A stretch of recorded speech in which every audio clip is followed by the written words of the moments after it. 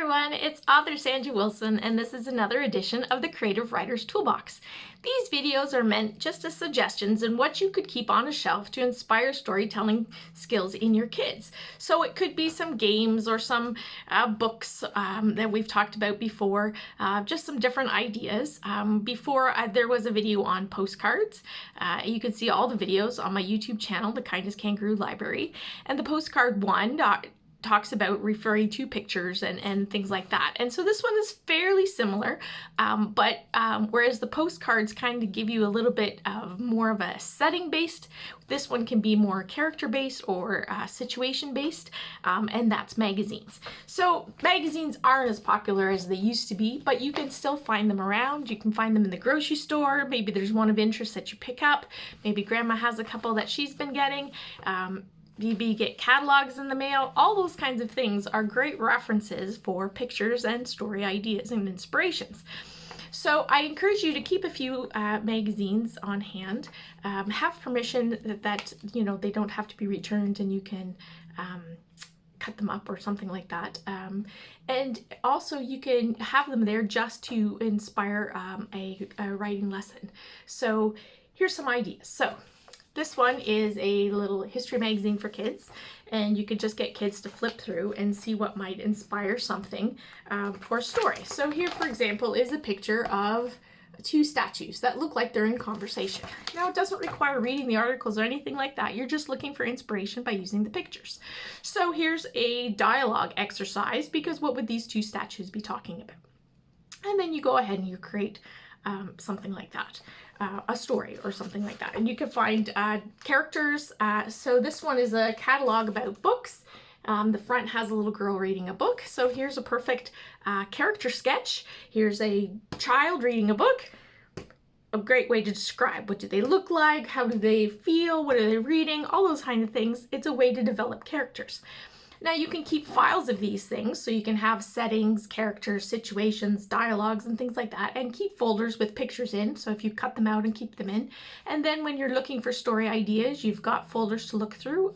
In my book Ghosts on the Soccer Field, when I was creating the bully and things like that, I actually looked through magazines and kind of find characters that I wanted and use those to help me describe my character, because using a reference to look at makes that description part a lot easier. So much as an artist may use a reference picture to be able to draw themselves a sloth or a tiger, you could use a reference picture to be able to describe a character. Now, obviously, your character is not going to be that person that's posing for that picture, but it gives you some ways you can start developing some of that adjectives and a description of that character.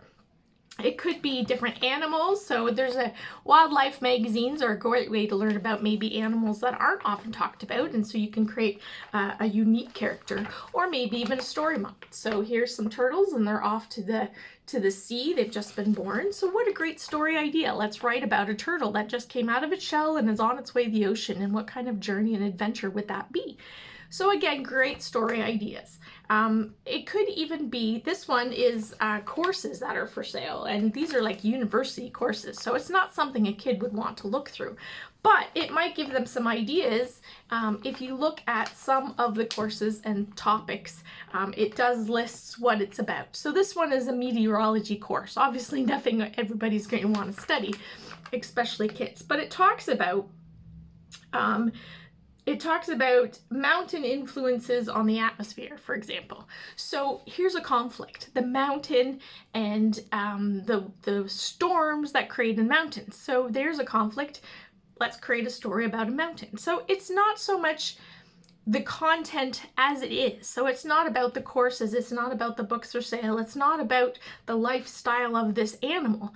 It's about the inspirations that it can create by looking at that picture or looking at that reference. Sometimes it's just a quote that you might read in a book, or in a word bubble that's in a magazine or something like that. It might be maybe the toy name or something it does, and you can imagine, what if that was like something that we'd use every day? What kind of thing, maybe there's a robot toy, and you could develop that further. Or what if it's a dollhouse and you could shrink down and live there? Anything like that. it's about the inspiration that these create. So it's nice to have a few catalogs up on your shelf to inspire pictures of people, of settings, to inspire dialogue, even some situations that would lead to a full story. So again, it's just a reference file. Have some pictures on hand, whether you cut them out of the magazines and keep them in files, or just have a few magazines that you can rotate around just to inspire those stories in kids. All right, everybody, thank you for joining me. There'll be another episode of the Creative Writer's Toolbox coming soon.